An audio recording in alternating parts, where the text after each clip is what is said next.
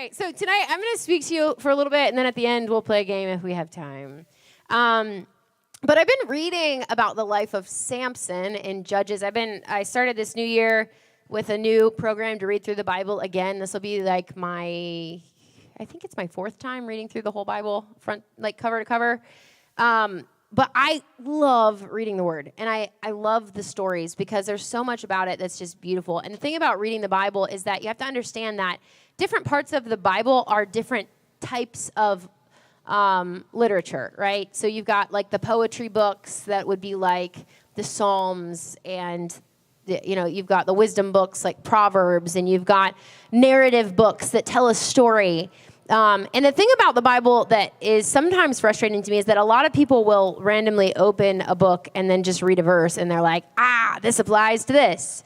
But if you're reading it out of context, it's the same as like opening up a novel and like reading a random chapter and thinking you know everything about the rest of what's happening in the story. Like, it's just not possible. And so I think everyone should at some point in their life do a Bible plan where you read from beginning to end, because there's so much that you can learn about the overall story and the themes in the Bible that tell us about who God is as Father and who He is as Creator, and just that's the main thing, right? He's the main character, right?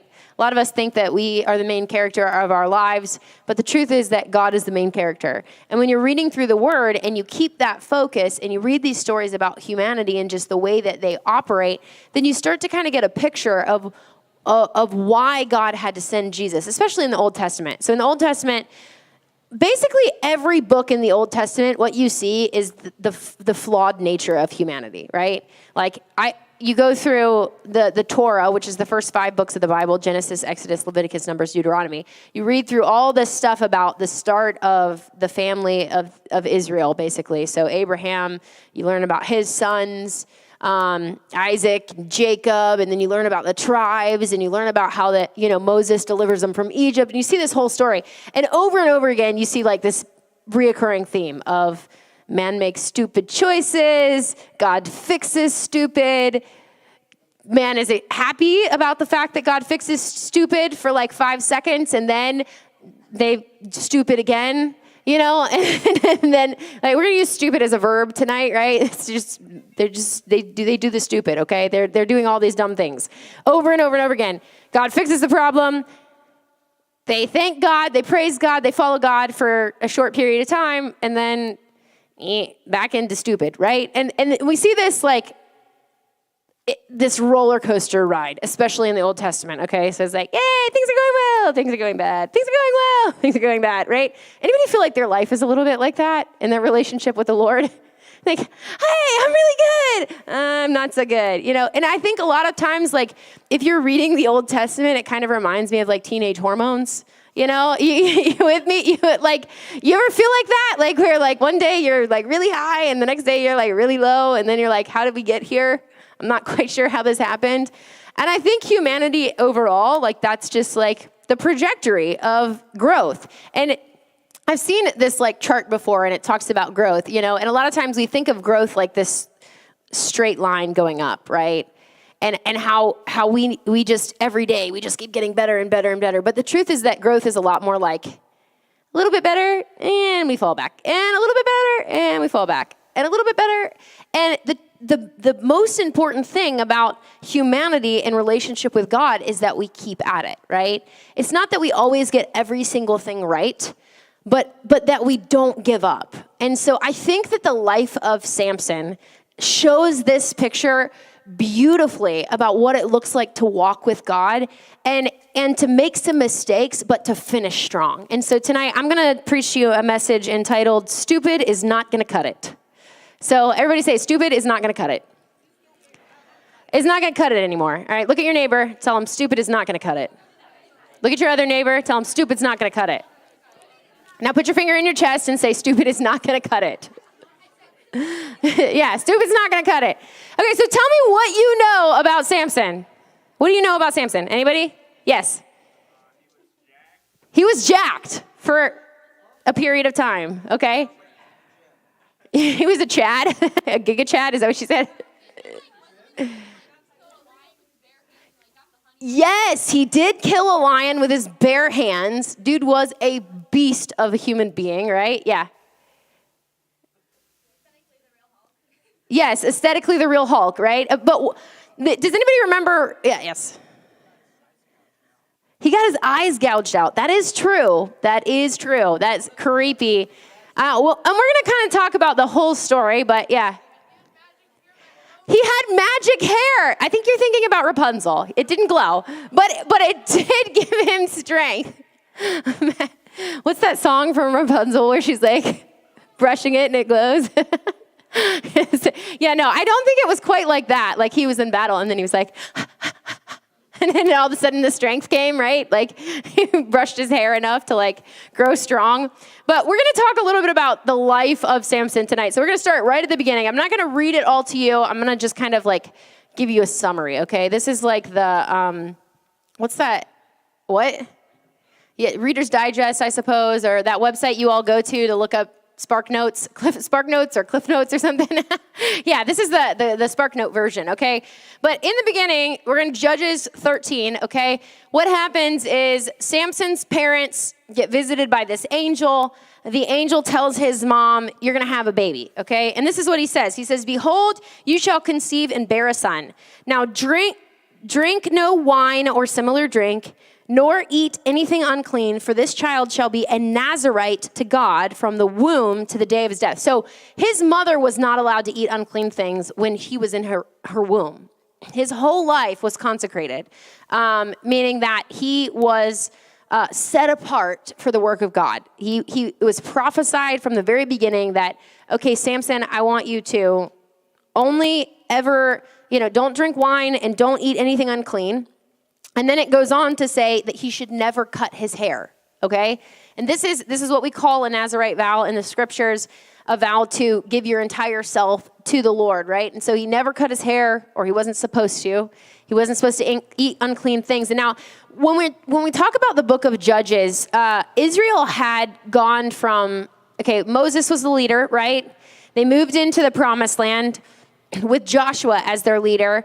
And after that, there was a series of leaders. You think of them like, not like a president, but or like a judge in a courtroom, but more so like a tribal leader. Okay. Somebody who was like commanding the troops. And as the nation was increasing, they were helping to move Israel forward. Right. And so Samson was one of the judges. And so he's born, his family has these strict rules that they're to follow about his consecration and about a life separated unto God so that he could lead Israel. And the Lord says that he would be the beginning of taking out the Philistines. And now, how many remember Goliath? Okay, so Goliath was a part of what? The Philistine army, right? And so the Philistines are a reoccurring enemy of Israel. In the Bible, we see this over and over again. They represent a world culture. They represent a worldly way of thinking, trying to infiltrate godly morals. Because God had given Israel specific rules to follow, right? And they were supposed to do it just as he said. And the reason for that was for their own protection, for their own good. If you'll do things this way, you'll see success. If you don't do things this way, you're going to see the demise of your nation. You're going to see this constant thing. And what would happen is the Israelites, they'd follow God, like we said. They'd follow God for a period of time after God, delivered them. And then they would do something stupid, normally engaging in relationships with other countries that had bad morals. There would be a slow degrading of their society to the point where they were not following God anymore. And then because of it, the Lord would allow them to be taken into captivity, and they would have to serve in slavery for a certain number of years until the hardness of their heart had been softened again, and they cried out to God, and then God would save them, and again, and again, and again, right? And so we're kind of in this time period where Israel is surrounded by nations that are not doing the godly thing. And they are to be an example of what it looks like to follow the Lord, to set yourself apart, okay? So he does these things. Now, Samson takes a Philistine wife. And I'm going to tell you, again, the Reader's Digest version. There's this woman that he's very interested in. She's a Philistine woman. And he tells his parents, I want this woman for my wife. He goes to see her, and on his way back, there is a lion in the road. And he literally tears this lion apart with his bare hands. And it's funny, the interjection of the story, because like it's talking about him falling in love and having this relationship with his wife, and then all of a sudden it's like, and then there was a lion and he tore it apart with his bare hands. Like, it's like, what?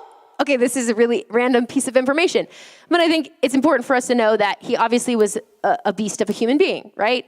God empowered him. And every time that this kind of thing would happen, where he would slay something, it would say like the Spirit of the Lord came upon him. And so he had this magnificent strength.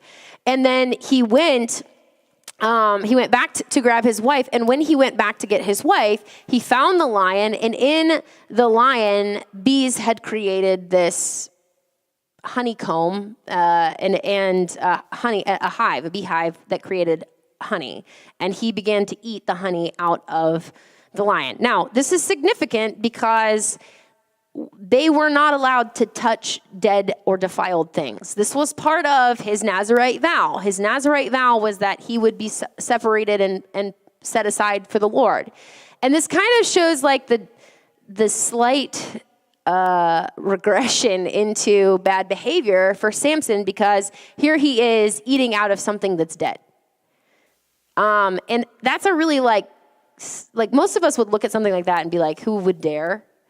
But I think the way that the Bible says that sin is sweet for a season, right?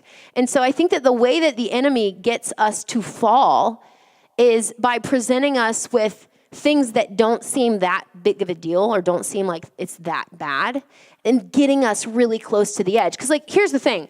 You could probably pull the hive out of the carcass of the lion and get to the honey without it having touched anything around it, right? Or touched anything dead, technically, right? And I think that's the start of the downfall for anybody who begins to kind of backslide in their relationship with God is when we start to get really close to the edge. Okay, well, it didn't technically touch the dead thing. It's not technically a sin. Well, if I just do it this way, then it's not technically, it's not really sex. It's not technically sex, It's not technically that bad. I'm not, there's things like that where the enemy will start to desensitize us, right? Just little by little. Oh, like watching television, right? You watch a show, well, just fast forward through the bad parts. And then the next time you watch it and you're like, it's not that bad. I guess I'll watch it. And then you start to watch worse and worse and worse programs. It's like that frog that's put into boiling water. If it's put directly into boiling water, it's going to jump out, right? But if the frog is put into cold water and the water is slowly heated up, what happens? Do you know what happens? The frog it doesn't have the ability to tell that its surroundings are dangerous to him anymore. And it literally boils the frog alive. And in the same way, the enemy likes to work with us where he gets us to give up on small things and to trespass against God in the small areas, and just keeps presenting us with temptations that are a little worse and a little worse and a little worse and a little worse until we are in an all-out place of failure in our life. And we're like, how did I get here? It's important for us to understand that the boundaries that God has set up for us are not a prison cell. They're a fence to keep out the bad guys, right? It's a fence of protection to keep away the things that are harmful to us. And so we don't need to look at ourselves as prisoners when God says, hey, don't do this. We need to look at that as like, hey, God's protecting us. This is freedom. This is where real freedom happens, I can protect my kids when they're inside of my house, but if they go outside of my house without me knowing, I can't protect them anymore. And in the same way, when we go outside of the boundaries of God's law, he can't protect us anymore because we've made our decision to endure things that he never meant for us to endure. We made that choice ourselves, right? That free will decision. And so what happens in this path is we start to see this degrading of moral in Samson. He eats the honey out of the lion. And then after that, he has this feast of sorts with the Philistines, and he tells them this riddle, and he tells them, if you can figure out the riddle, then I will give you clothes and all these different things. And so then the Philistines threaten his wife and say, if you don't tell us, we're going to kill you and your family. So obviously his wife is fearful. She comes to him and she starts saying things like, oh, you don't actually love me. You won't tell me the riddle to the story.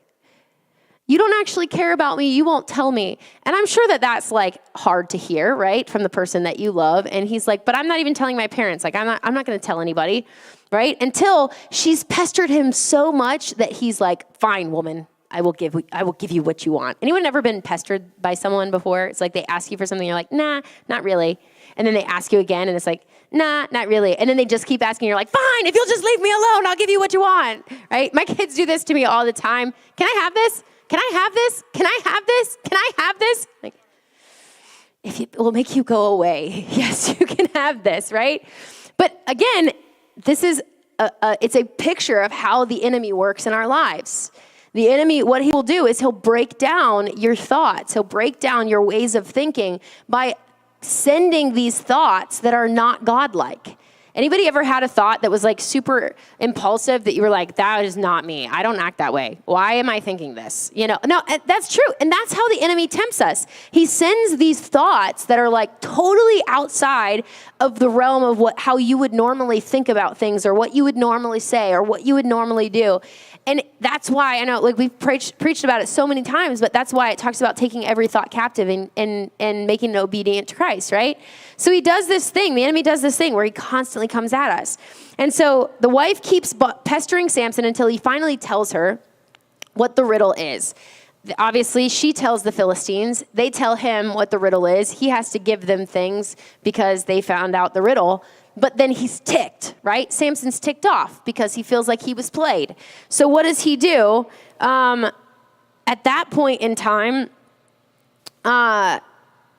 he goes and attacks Philistines and kills 30 men because they had blackmailed his wife.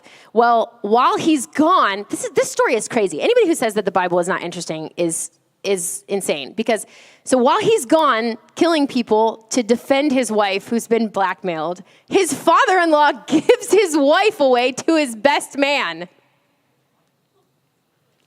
It's true. His father-in-law gives his wife away when he's off defending her honor. Oh gosh, this is why you don't intermarry. This is why you don't marry people who aren't believers. When they're unequally yoked, you get yourself in a world of problems, right? So they didn't have the same morals as the Israelite. In Israel, once you married someone, you were married. And sometimes multiple times, right? Once you were married, you were married. And that was it for the rest of life. This is the person you get. In that culture, they just passing the wives around, apparently, right? So he comes back. His wife has been given to his best friend. So Samson is once again ticked. He's like, this is crazy. So what does he do? He ties a bunch of foxtails together, lights them on fire, and sends them through the grain fields of the Philistines to send their entire harvest up in flames. This story is crazy. Like, can you imagine just like foxes running around with their tails on fire, lighting everything on fire in their path? Like, this is nuts, right? So once he's destroyed their whole harvest, now they're mad. Okay, do you see what's happening here? One person attacks, the other person retaliates. The other person attacks, the other person retaliates. There's this like really interesting progression going on here of just like total chaos, right? So Samson's upset and ticked off that his father-in-law gave his wife away. The Philistines are mad because they've just caused their entire harvest to go up in smoke. Yeah. Yes, he's out of control, okay? Rage machine. He's literally, so the Philistines, now they're mad that they set their harvest on fire. So what do? They kill his wife and his father-in-law. It's like, it's your fault that he raged against us. So now he's extra mad because not only was his wife given away, now she's murdered in cold blood. This is crazy, all right? This is like more drama than half the shows you've been watching on Netflix this week, right? It is incredulous. So So then they show up to Samson's house, 3,000 men armed to come get him. And they tie him with rope. Again, he's Hulk. What's the rope going to do? Absolutely nothing. And he says, as long as you aren't going to kill me before you hand me over, you can take me, right? And so he goes, and then all this chaos happens. He gets upset. He finds the jawbone of a donkey, and he slaughters 1,000 men with one jawbone of a donkey. 1,000 men with a jawbone of a donkey? One man to 1,000? Like that puts the gladiator to shame. Like this puts like all of these different movies we've watched to shame, right? Kills 1,000 men. And then Samson's in a desert place and he's like, you've delivered me, God, but I might die of thirst. So then God makes water come out of a hollow and it feeds him. And he begins this journey of judging Israel for 20 years, right? So this is the start of Samson's life. Dramatic and crazy as it is, this is showing the progression of the human heart and how without a savior, there is no end to the madness, right? Without Jesus, this is just going to keep continually getting worse and worse and worse. And so Samson's finally at a place where he's judging Israel. He's doing decently well as a leader for Israel, but the enemy's not done with him, right? He wants him completely taken out. And so he comes back around. And Samson has a weakness. Anybody know what Samson's weakness is? Women. Oh, man, you got to watch out for those women. How many here can be honest and say women are your weakness? Anybody have an Achilles heel? That's women. All right, now let's go the other way. Women whose weakness is men. Let's be honest. If the enemy's going to get you with something, it's going to be some relationship that you know you're not supposed to be in, right? So Samson, he was very human. Though he was filled with the Spirit of God, he had bad days. So here's where we end up in Judges 16. You ready for this? So it says, now Samson went to Gaza and saw a harlot there and went into her. Facepalm. Okay, this is really bad, all right? This dude has already seen God come through for him multiple times, and now he's going in to have relations with a prostitute. We're in trouble, okay? This is getting worse by the second. This story is, if you thought the story was already crazy, it only gets crazier, okay? So he goes into this harlot, and anybody know what the harlot's name is? Hey there. Delilah. I hope that song isn't actually about, a prostitute, but this one was a prostitute, okay? So Delilah, the prostitute, has Samson's heart. He goes into her, and the Philistines find out that he's there, and they try to convince Delilah to find out the secret to his strength. Now, this is the part of the story that most people know a lot about. How many of you guys knew about the foxtails? Anybody? Okay, yeah, so a lot of you probably don't know the full story, right? There's a lot that's going on here. And remember, before, there's trauma, okay? Samson's got some trauma in his heart because before, he's already been through the situation where he had a woman and the woman left him after pestering the crap out of him and saying, you don't actually love me. And then she left him and ended up with another man. So he's already got some trauma, right? He loves Delilah. Delilah comes to him. And she's like, tell me your secret, right? And the first time, he doesn't tell her the real secret, right? He's like, I'm not falling for this. This is silly. I'm not going to tell him. And so we're gonna keep going in this story where it says, let's see if I can find it here. So Delilah said to Samson, please tell me where your great strength lies and with what you may be bound to afflict you. And Samson said, which that's weird in and of itself. Why is your lover asking you what she can bind you with to afflict you? That's a problem, okay? That's a red flag if I've ever seen it. If you are in a relationship and somebody's asking you how they can bind you and get you weak, that's a problem, okay? So that red flag number one, he should have known. Don't tell that woman any information about yourself. She is trouble, okay? If being a prostitute wasn't trouble enough. Samson, stupid's not going to cut it, okay? Everybody say it. Stupid's just not going to cut it. Stupid's not going to cut it. So he says to her, if they bind me with 7 fresh bowstrings, not yet dried, then I will become weak like any other man. So the lords of the Philistines brought up to her 7 fresh bowstrings, not yet dried, and she bound him with them. Now men were lying in wait, staying with her in the room, and she said to him, the Philistines are upon you, Samson. But he broke the bowstrings as a strand of yarn breaks when it touches fire. So the secret of his strength was not known. So it's found out that he lied, okay? Which he should have lied. It was a good choice to lie in that moment. It would have been better for him to just not have relations with Delilah at all, but we're not going to go there, right? Then Delilah said to Samson, look, you have mocked me and told me lies. Now please tell me what you may be bound with. So he said to her, if they bind me securely with new ropes that have never been used, then I shall become weak and be like any other man. Therefore Delilah took new rope and bound him with them and said to him, the Philistines are upon you, Samson. And the men were lying in wait, staying in the room, but he broke them off in his arms like threads. And Delilah said to Samson, until now you have mocked me and told me lies. Tell me what you may be bound with. So now she's playing the same card that his former wife, who was taken from him, has played. So now it's triggering him, okay? Everybody say triggered.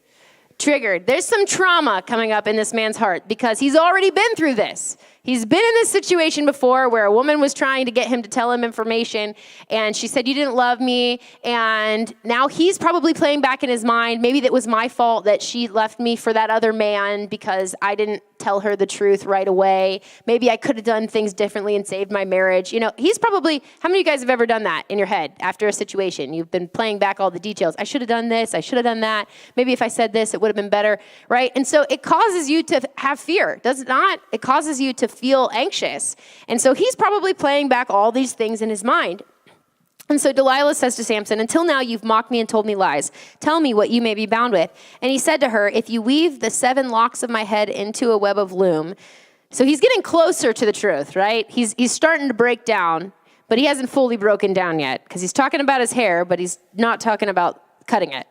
She wove it tightly with a batten loom and said to him, the Philistines are upon you, Samson. But he awoke from his sleep and pulled out the batten and the web from the loom.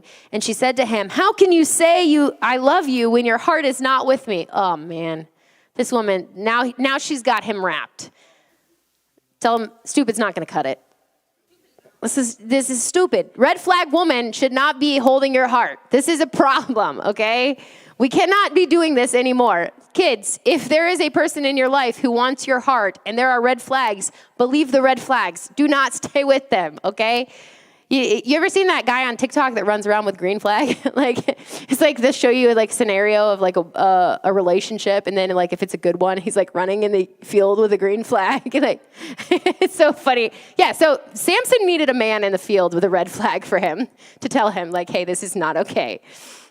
So it goes on. How can you say you love me when your heart is not with me? You've mocked me these 3 times and have not told me where your great strength lies. And it came to pass when she pestered him daily with her words and pressed him so that his soul was vexed unto death. He was so annoyed, he literally was almost dead. That's how annoyed he was. Anyone ever felt that way before? You got siblings? If you have siblings, maybe you understand being annoyed or vexed unto death, right? And he told her with all his heart and said, no razor has ever come upon my head. Oh, here it goes. Stupid's not going to cut it. No razor has ever touched my head, for I have been a Nazirite to God from my mother's womb. If I am shaven, then my strength will leave me, and I shall become weak and be like any other man. When Delilah saw that he had told her with all his heart, she sent and called for the lords of the Philistines, saying, come up once more. He's told me with all his heart. So the lords of the Philistine came up with her and brought the money in their hand. Then she lulled him to sleep on her knees and called for a man and had him shave off the 7 locks of his head. Then she began to torment him, and his strength left him. And she said, the Philistines are upon you, Samson. So he awoke from his sleep, and he said, I will go out as before at other times and shake myself free. But he did not know that the Lord had departed from him. And the Philistines took him and put out his eyes and brought him down to Gaza, and they bound him with bronze fetters, and he became a grinder in the prison. However, the hair of his head began to grow again after it had been shaven. So here's something that we see in this. We see a lot of stupid, right? There's a whole lot of stupid in this story. There's a whole lot of red flags, a whole lot of things that you look at the story and you go, okay, Samson, get it together, man. It shouldn't be this complicated. Why are we making these mistakes over and over and over again? You had one job, okay? One job. Don't let them cut your hair. That's it. That's all you had to do. But he couldn't seem to do it. And, the interesting thing to me about this story is that I think at this point, the enemy really counts him out.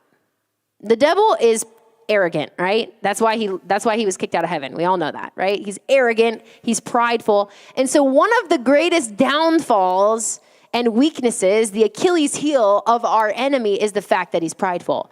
And he always seems to count people out before God's done with them. You ever notice that? I mean, he thought that he had won with Jesus on the cross, but he had actually delivered Jesus to the place that he was supposed to be, right? The enemy's always counting out people before the battle is actually won because he's an arrogant prick, right? That's just who he is. And so here he has counted out Samson completely. And he's got him in a prison. He's a grinder. He's captive. He thinks that's how he's going to live out the rest of his days.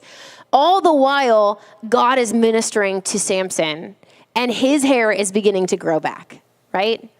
And in the same way, I think a lot of us have made mistakes in life, right?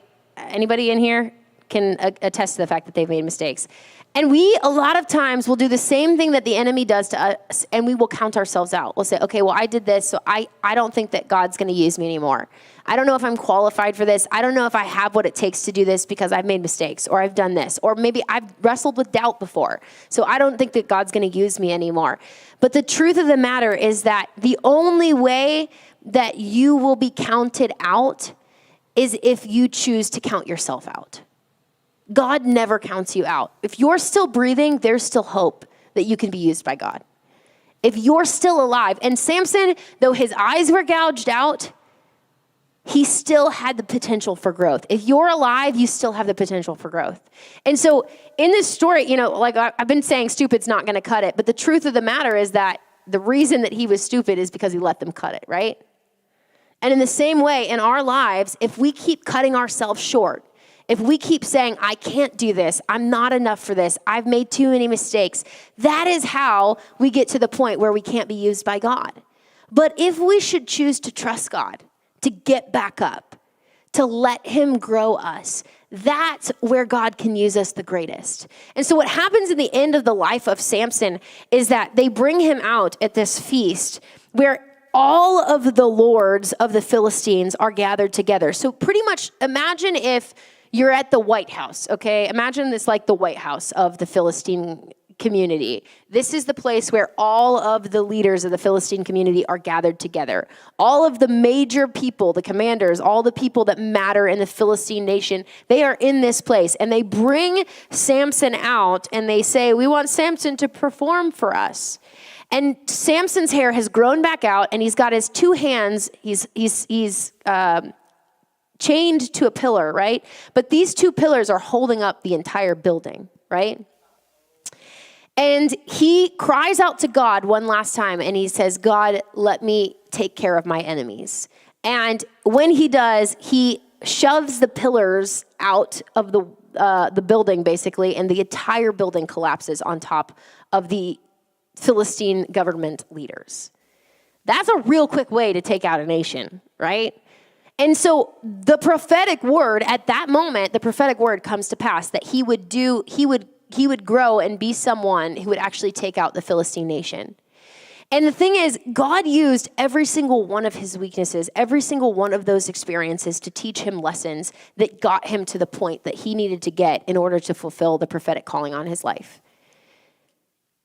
If you are in a place where you're saying, I don't know if I have what it takes, I don't know if it's going to cut it, I don't know if I can do this, I want to encourage you tonight that if the stupidity of Samson can be used by God, you can still be used by God. Doesn't matter how many times you failed. It doesn't matter how many times you've fallen. If you're still breathing, there's still a chance that God can grow you and use you. And it's in our growth that we find the strength of God. Just the same way that Samson's hair grew, and in that growth, he found the strength of God in his life again. If we choose growth, that's the hard choice, right? Growth is not easy. Growth is difficult. Choosing the right thing over the wrong thing. Choosing the long-term benefits over the momentary pleasures of life. That's the hard thing in life. That discipline is difficult. But if we can choose growth, then we will always finish the race well. And that's one of the things that sticks out to me in this story is that Samson finished well. He may have made a lot of mistakes in his lifetime. He may have had a lot of ups and downs. He had the teenage hormone roller coaster thing going on, right? His entire life. But at the end of his life, he still chose God even through all of the crazy. He still chose to say, okay, God, I choose growth. Instead of giving up, instead of counting myself out because I'm a slave, I have no way of actually making a difference now. Instead of counting himself out and cutting himself down, he chose growth. And in that growth, God was able to use them. So I want to go to Philippians 3:14 tonight, and I'm going to close with this. If I can find it here.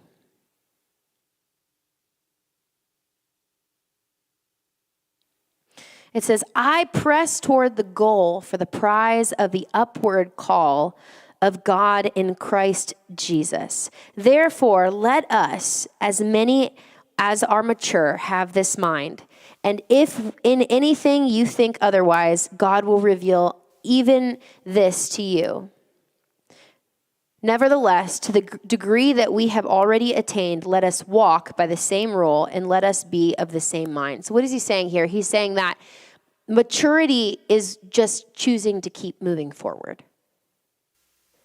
You may have those bumps in the road, right? We talked about that in the beginning. A lot of times we think that success looks like this, like it's very linear and it's just a straight line up, but it's not. It's like, even like when I'm in the gym, it's funny because there's certain times I'll go in and I can lift heavier than I did before. And there's other times I go in and I try to go back to the highest weight that I lifted before and I can't hit that rep that day. And I'm like, what's wrong with me? What changed between last time and this time? But that's how the growth happens. There's going to be days where you're feeling weak. There's going to be days where you're feeling strong. And as long as you just keep consistent and you keep going, you will see the gain and the growth in your life. You'll see the change, right? And so the most important thing for you to remember is to just keep moving forward. Press on. Press on for the prize. Don't give up. Stop letting the enemy count you out before it's actually over. And then Philippians 1:16.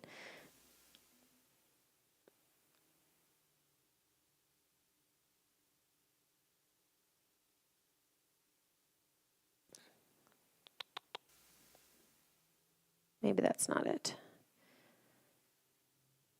Hold on 2 seconds, and then I'm going to close out here. We're actually going to go to 2 Timothy 4:7. Here it is. It says, I have fought the good fight. I have finished the race. I have kept the faith. And finally, there is laid up for me a crown of righteousness, which the Lord, the righteous judge, will give to me on that day. And not only to me, but also to all those who have loved his appearing. There is a crown for you if you choose to continue the race. You don't win anything if you stop where you're at. You get nothing. But if you can just finish well, that's all that God is looking for. Those words at the end of your life when you stand before God, if you can just continue to keep running back to God, even when there's mistakes, even when there's hiccups, even when there's crazy things that are happening, chaos in your life, if you'll just choose to keep running towards God, when you get to the end of your life, he's going to say those words to you, well done, my good and faithful servant. It's like you look in Hebrews, the book of Hebrews 11, and there's this whole list of people who are messed up, but God still used them. And he said, well done to all of them. Every single one of them was flawed. The only person who was not flawed in the Bible that was used by God was Jesus. The only one. And so I don't want you to count yourself out. I want you to remember to keep running forward, keep pressing on to what God has for you. And if you're in a place where you're like, man, I've really messed up, just keep running back to God. It doesn't matter how big it is. I can guarantee you none of you here have done some of the things that Samson's done. I don't think anybody here has lit foxtails on fire and sent them through a harvest field or hired prostitutes. Oh, praise Jesus. I hope that has not happened, right? But even if it has, Samson still was used by God, and you can be too. So, Father God, I thank you for every person in this room. Lord, I thank you that you have great purpose and destiny for us. Lord, I thank you that no matter how great the mess ups have been, Lord, you are greater than those things. Your grace is greater than every point of contention, every point of resistance, everything that we face, Lord. You're greater than all of it. And so we just ask that you would bring us your strength, help us to grow in who you are, who you've called us to be, and to not give up when things get hard. In Jesus' name, amen.